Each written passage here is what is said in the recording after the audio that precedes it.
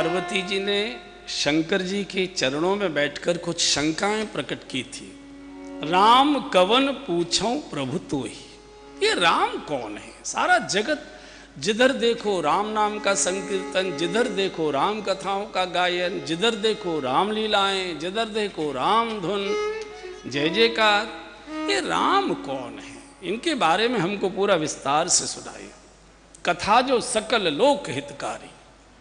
तो देखिए, श्री राम कथा का जन्म ही शंका से हुआ है।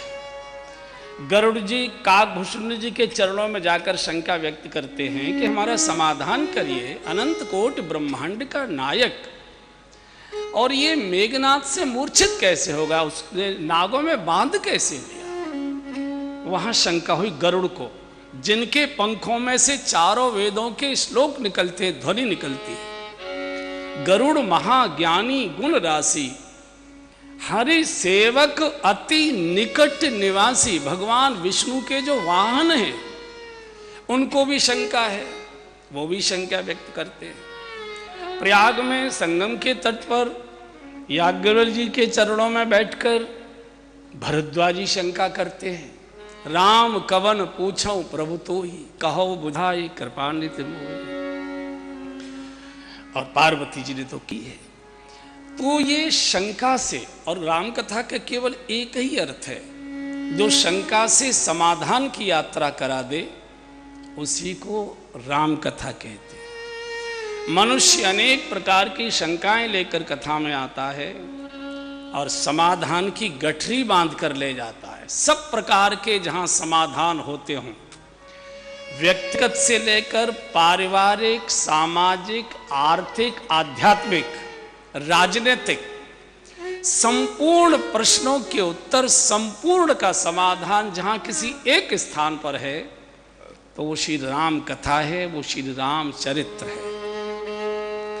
तो पार्वती जी को क्या शंका होगी? वो तो जगत के कल्याण के लिए उन्होंने, जैसे आप जैसे लोग बैठे हैं ना, थोड़े चालाक तो होते ही हैं बड़े लोग।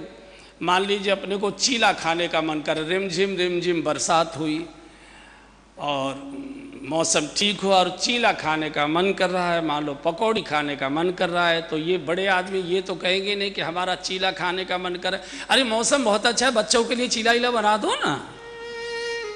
तो नाम तो बच्चों का होता है लेकिन माल तो बड़ों को ही मिलता है। तो बिल्कुल बड़े लोग ऐसे ही करते हैं, क्योंकि शंका पार्वती जी को कैसे हो सकती है? जगदम्बा भवानी, उनको शंका थोड़ी होगी। नहीं, जगत का कोई व्यक्ति पूछे नहीं पाएगा, शिव के पास तक पहुंचे नहीं पाएगा। तो ये शंका का समाधान कैसे हो?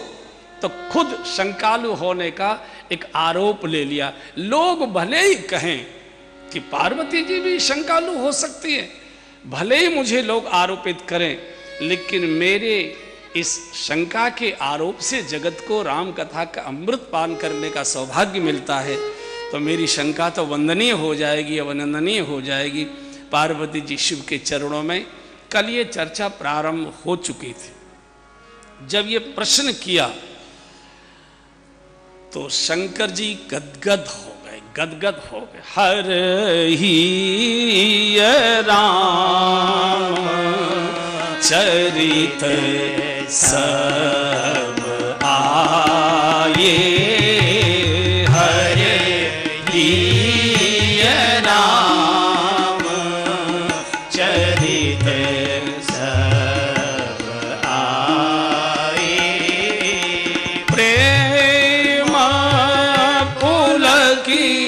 लोचन जय